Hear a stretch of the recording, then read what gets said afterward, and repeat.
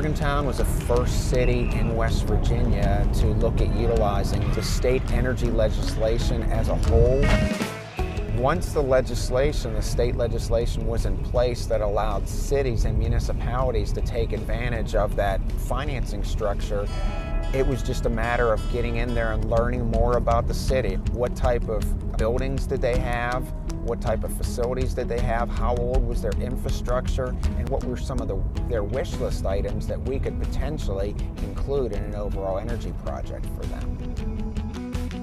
We put the project out for bid. There were 3 or 4 different companies looking at identifying all the projects where we could save money. They were guaranteeing that if we didn't meet certain standards, certain energy efficiencies, they were going to pay the difference. And that really caught our attention and felt that we could really do the project. Yeah, that's right. The improvements for the city were really across the board. Traffic signals, converting the old incandescent to the LED system. Their city hall building, their public works building. We added electronic switches so that it wasn't contingent on the behavior of the employees to turn on and off lights. It was an automatic system. We looked at fire stations, airports.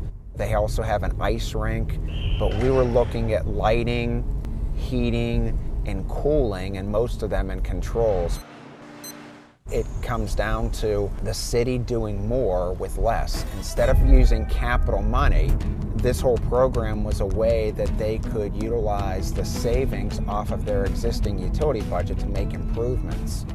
The city has, over the past year, saved about $203,000 that are directly attributed to the programs and the projects that we've identified 2 years ago.